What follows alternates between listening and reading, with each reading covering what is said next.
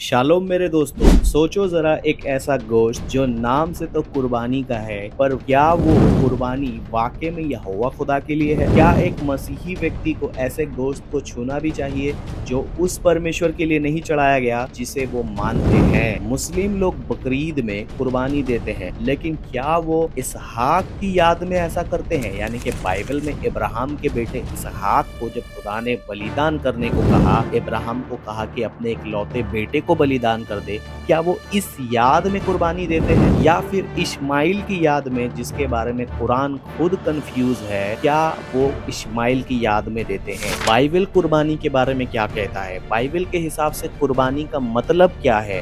ये वीडियो को एंड तक जरूर देखिए, क्योंकि ये वीडियो ना केवल एक जवाब है बल्कि उन तमाम मसीहियों के लिए एक और चेतावनी भी है। बाइबल कुर्बानी के बारे में जो कहता है वो हम देखेंगे लेविटिकस लेवी व्यवस्था उसका चैप्टर 1 वर्स नंबर 3 और 4। यहाँ ऐसा लिखा, यदि उसकी होमबलि गाय बैलों में से हो तो वे निर्दोष नर को लाए और वे अपने हाथ से होमबलि के सिर पर हाथ रखे और वे उसकी ओर से स्वीकार किया जाए और वे उसके लिए प्रायश्चित हो। जी हाँ, बाइबल में कुर्बानी का मतलब है कि जो जानवर उसको लाया गया उसके सिर पे वो हाथ रखेंगे और उस व्यक्ति ने जितना भी गुनाह किया, जितना भी मिस्टेक किया, गलती किया, वह सारा गुनाह का बोझ उस निर्दोष जानवर पर रहेगा और वो उस जानवर को कुर्बानी देंगे और उसके बदले में खुदा उसके खून को देख करके उस इंसान के गलती को माफ करेगा। इसी के साथ साथ लेविटिकस चैप्टर 4 वर्स नंबर 27 से 31 में भी अगर आप देखें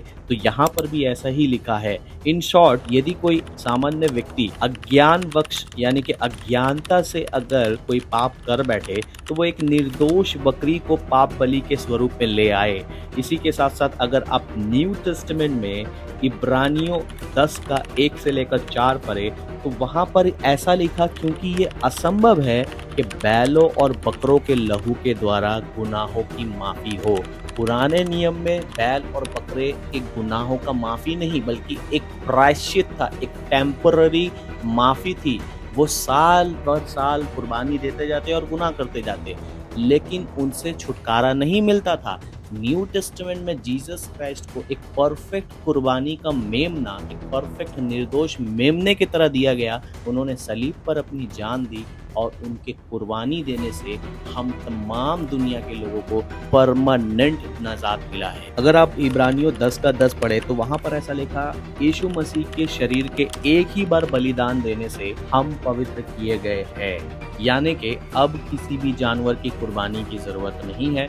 यीशु मसीह ने पूरे आदमजात के लिए, तमाम इंसानों के लिए, चाहे वो हिंदू हो, मुस्लिम हो, एथियस्ट हो, एग्नोस्टिक हो, कोई भी क्यों ना हो, हर किसी के लिए सलीब पर खून बहाया है। अगर वो इस बात पर विश्वास करते हैं तो उनके जिंदगी की जितनी भी गलतियां हैं, जो भी उन्होंने किए हैं, उनके पूर्वजों ने जो जो किया है, वे सब गुनाहों की माफी यीशु के खून के द्वारा हो जाती है। मुसलमानों का दावा है कि इब्राहिम ने इस्माइल की कुर्बानी को चढ़ाया था। यानी कि जब खुदा ने अपने बेटे इसहाक को, बाइबल के हिसाब से जब खुदा ने अपने बेटे इसहाक को कहा कि तू अपने इकलौते बेटे जिससे तू प्यार करता है उसको होम करके चढ़ा, तो वो ये इस बात को झुटला करके कहते हैं कि वो इसहाक नहीं बल्कि इस्माइल था। और वो ऐसा इसलिए करते हैं ताकि वो अपने प्यारे नबी मोहम्मद अरबी सल्लल्लाहु अलैहि वसल्लम को इस्माइल के वंशज में से वादा किया हुआ फर्जंद, वादा किया हुआ नबी को साबित कर सके, जबकि ऐसा कुछ भी नहीं है। कुरान सूरा 37 उसका 102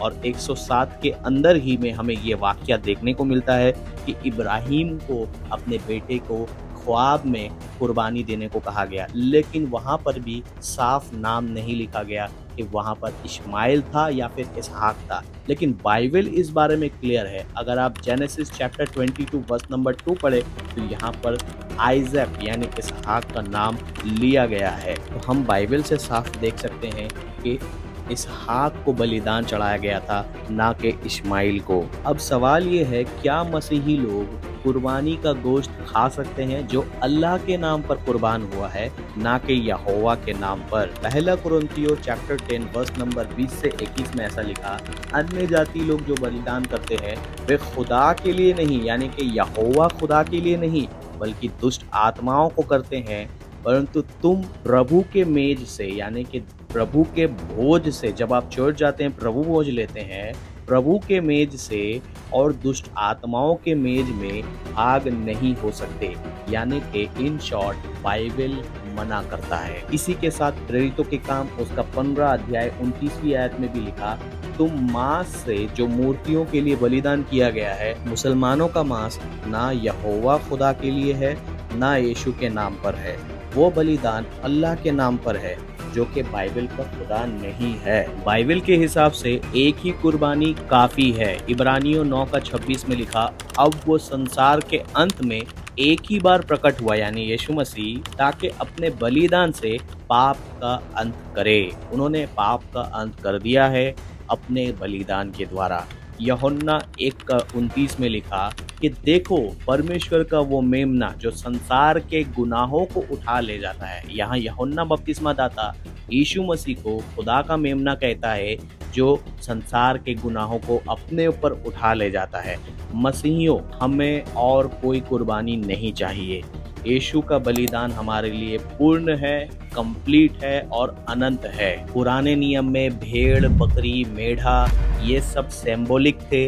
यीशु मसीह का कुर्बानी एकदम रियल था, एकदम रियल है और वही हमारे लिए काफ़ी है। बाइबल में दूसरा कुरिन्थियों उसका 6 अध्याय और उसका 17वीं आयत में प्रभु ऐसा कहता है कि उनके बीच में से निकलो और अलग रहो और अशुद्ध वस्तुओं को मत छुओ। अशुद्ध वस्तु कौन? यानी कि वो ऐसे बलिदान की चीज़ें, चाहे वो हिंदू धर्म के हो या फिर किसी भी चीज़ के क्यों ना हो, जो गैर माबूद यानी गैर खुदा के लिए दिया गया हो, उन सब चीज़ों को मत छुओ तो मैं तुम्हें ग्रहण करूँगा। तो मेरे दोस्तों, कुर्बानी का गोश्त उनका अपना मजहबी अमल है। आप उनको उनके हाल में छोड़ दीजिए और उनके लिए दुआएं कीजिए।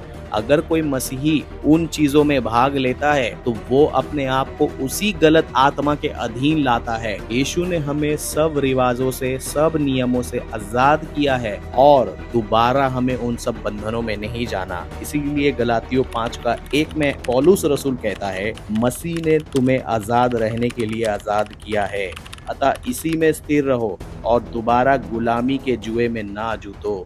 दोबारा गुलामी के चीज़ों में मत जाइए। मेरे दोस्तों, आप यीशु मसीह के सच्चे चेले हैं। आप यीशु के ही क्रूस के बलिदान को मानिए। उन्होंने क्रूस पर आपकी कीमत को पूरा चुकाया है, थोड़ा नहीं बल्कि पूरा कीमत चुका दिया और किसी चीज़ की आपको ज़रूरत नहीं। किसी भी दोस्त या रिश्तेदार की मोहब्बत वाली बातों को लेकर उनका दिल रखने के लिए गोश्त ना लीजिए, क्योंकि वो छोटा सा खाने का चीज़ आपके लिए श्राप, आपके लिए बंधन और बॉन्डेज का काम करेगा। इसीलिए सतर्क रहें, सावधान रहें। इस वीडियो को अपने तमाम मसीही भाइयों और बहनों के साथ ज़रूर शेयर करें ताकि वो भी सावधान हो सके, ताकि वो कॉम्प्रोमाइज़ ना करे, क्योंकि जब आप सत्य को जानोगे तो सच आपको आज़ाद करेगा। वो यहोवा खुदा के लिए बलिदान नहीं करते, वो बलिदान करते हैं अल्लाह के लिए।